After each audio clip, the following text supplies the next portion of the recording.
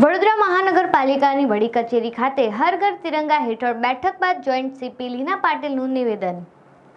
Vadodara municipal કમિશનરના અધ્યક્ષ સ્થાને મળી રિવ્યુ બેઠકમાં જોઈન્ટ પોલીસ કમિશનર લીના પાટીલની ઉપસ્થિતિમાં બેઠક મળી. ડેપ્યુટી કમિશનર સહિત તમામ વિભાગીય વડાઓ બેઠકમાં ઉપસ્થિત રહ્યા હતા. હર ઘર તિરંગા અભિયાનની ઉજવણીને લઈને આયોજન પર ચર્ચા કરી.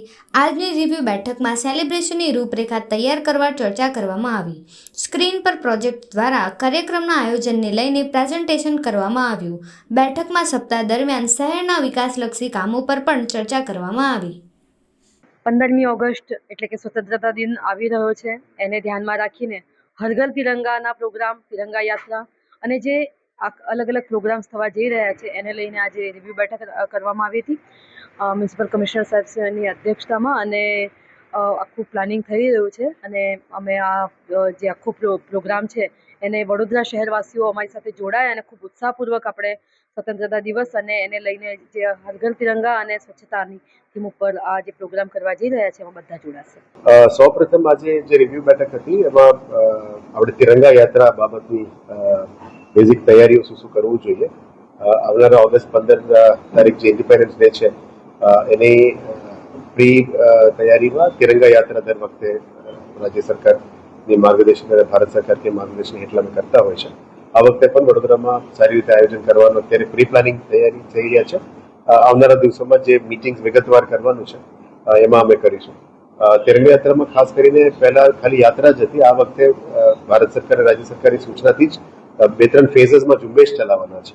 એમાં સ્વચ્છતાનો ઉપર પણ ભાર મૂકવાનું છે.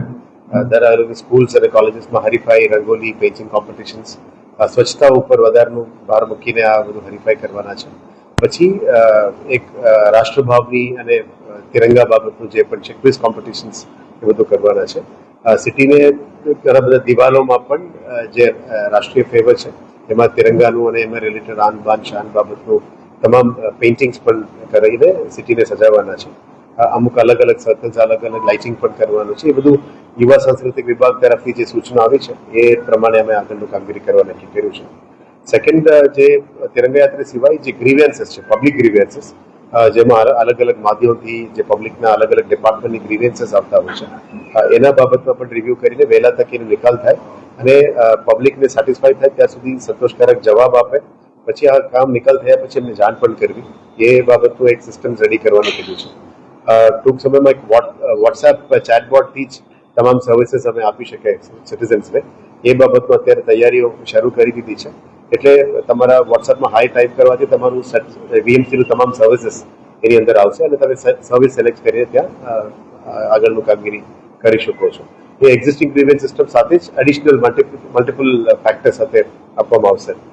ત્રીજો, જે ડિલેબરેટેડ બિલ્ડિંગ્સ છે, જર્જરિત મકાનો, રાજ્ય સરકાર અને જે એની સૂચનાથી જે એક વીએમસી હસ્તક જેટલું પોતાનું બિલ્ડિંગ છે અને ખાનગીમાં કમર્શિયલ બિલ્ડિંગ્સ પણ જે પણ અત્યારે જર્જરિત થયેલું હોય એને નોટિસ ઇસ્યુ કરવાનું અને બહુ ડેન્જરસ હોય તો ખાલી કરાવવાનું અને પછી ત્રીજો ડેમોલિશન ઉપર જવાનું. એ અલગ અલગ ફેઝીસમાં એ નક્કી કરવામાં આવશે. એટલે આવનારા દિવસોમાં બિલ્ડિંગ ઇન્સ્પેક્ટર્સ દ્વારા તમામ બિલ્ડિંગ્સની ઇન્સ્પેક્શન કરવાના માટે પણ કીધું છે.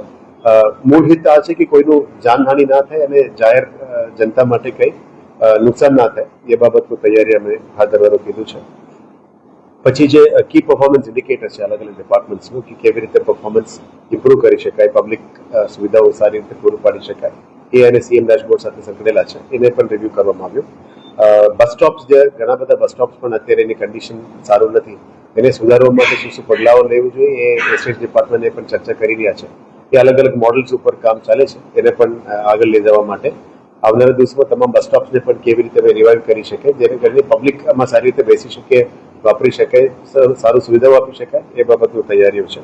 સાથે સાથે સિટીમાં ટ્રાફિકના સમસ્યાને સિટીના ટ્રાફિક સિગ્નલ્સ એ ટાઈમરનું પણ એક ઇસ્યુ આવે છે.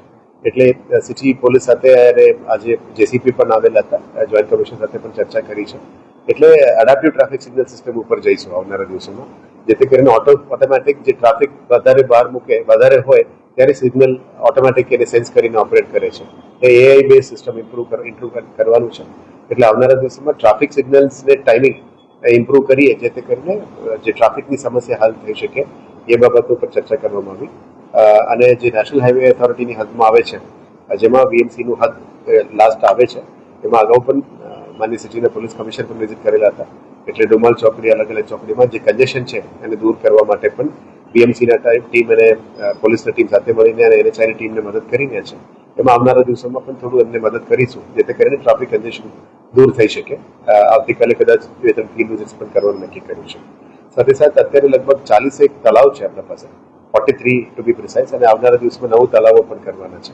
પણ જે તળાવો બની ગયા છે એની સાફ સફાઈ, એની બ્યુટિફિકેશન, એને મેન્ટેનન્સ, આ બાબતનું થોડું વધારે ધ્યાન આપવા માટે તમામ એન્જિનિયર્સને સૂચના આપી છે.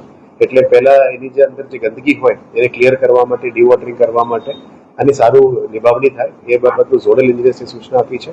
અને બ્યુટિફિકેશનનું કામગીરી છે એ આમાં અલગ અલગ ગ્રાન્ટમાંથી લેવામાં આવી રહ્યા છે. એને વધારે સારું થાય, જેથી કરીને વોકિંગ ટ્રેક બને, ગાર્ડન્સ બને, બાકડાઓ લાગી જાય, પબ્લિક એ સુવિધાની લાભ લઈ શકાય એ બાબતની તૈયારીઓ કરી રહ્યા છે. અમુક ગાર્ડન્સની અંદર પણ જે તૂટેલા બાકડા વધારે દૂર કરવાનું, નવા બાકડા રાખવાનું, નવું કરવાનું, અને જે એક્ઝિસ્ટિંગ છે એને સારી રીતે મેન્ટેન કરે, અને તમામ ગાર્ડન્સની અંદર થોડું સ્વચ્છતા ઉપર પણ ભાર મૂકવા માટે મેં સૂચના આપી છે. ત્યારના સિક્યુરિટી સર્વિસીસને પણ થોડું સારી રીતે લોકો ગંદકી ના ફેલાય અને અસામાજિક તત્વો અંદર આવીને ગંદકી ના કરે એ બાબતનું પણ સૂચના આપ્યું છે. થોડું સ્ટ્રિક્ટ કરવા માટે કીધું છે. અને અત્યારે એક ઝુંબેશ ચાલુ કરી છે કે અલગ અલગ ગાર્ડન્સમાં નવું બોર્ડ્સ મૂકવાની, જે સ્વચ્છતાને ધ્યાને લાવવા માટે પબ્લિક એટેન્શન અને પબ્લિક બિહેવિયરને થોડું સારું કરી શકાય એ બાબતથી અત્યારે અમે આ ઝુંબેશ શરૂ કરી છે.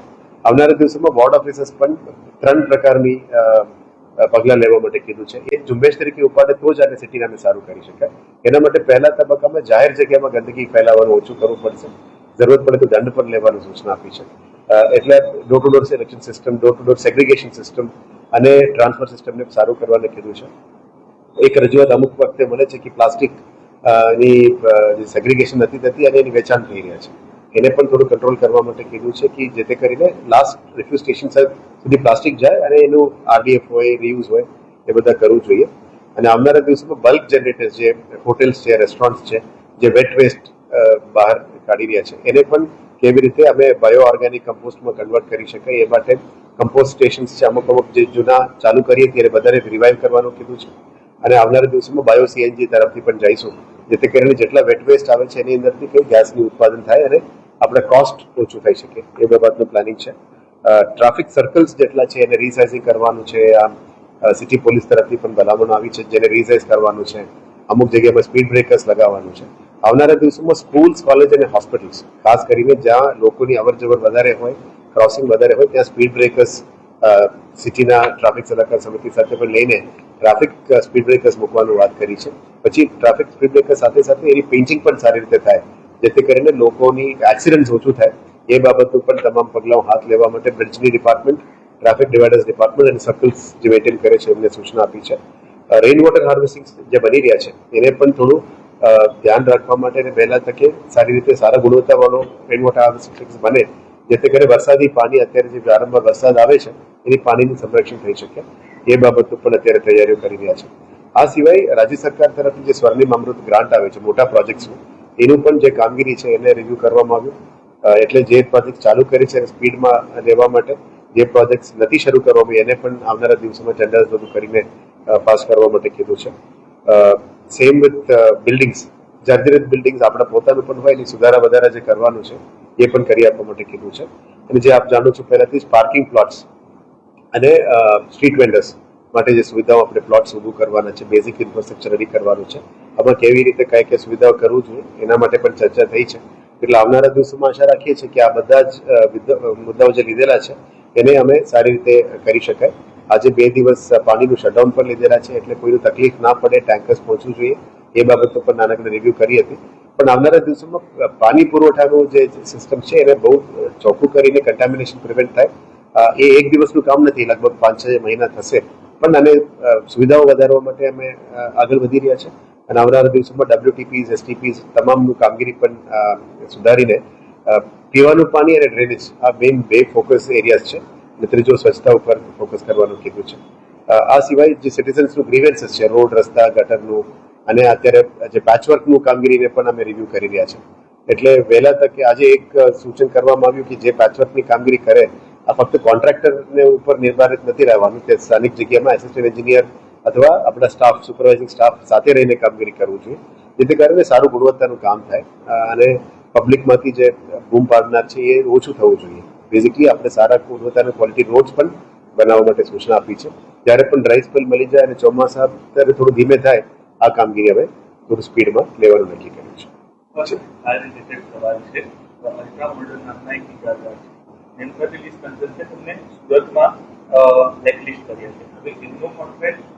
ફાયર ડિપાર્ટમેન્ટમાં ફ્રોમ 5 years પ્રોલોંગ થઈ ગયો છે.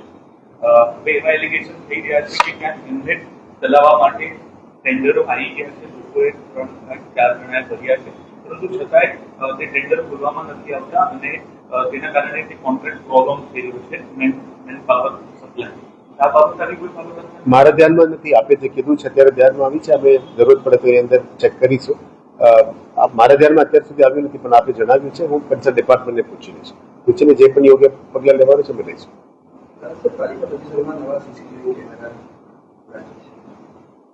એ લગાવશે, એ તો ફેમી પ્રોજેક્ટ છે, પહેલાથી જ ચાલતી હતી. એટલે નંબર ઓફ કેમેરાઝ વધારીશું. અમુક ગાર્ડન્સમાં પણ ઓછું છે, અમુક આપણા જે ઇમારતોમાં જે જરૂરિયાત પડે છે જરૂરિયાત પ્રમાણે અમે લગાવીશું. Basically for the safety and security of the people, public માટે પણ અને નગરપાલિકા માટે.